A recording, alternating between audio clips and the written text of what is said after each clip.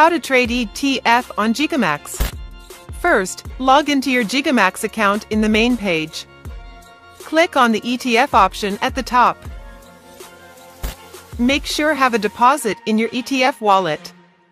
Then, click Trading Percentage. Choose how much percentage you want to invest from your capital.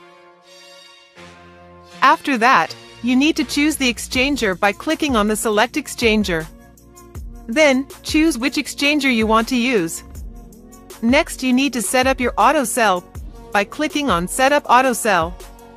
Click on Setup, take profit and choose how much percentage you want to take the profit. Pick which coin you want to trade and click Buy. Your ETF setting will appear in the position below. Thank you.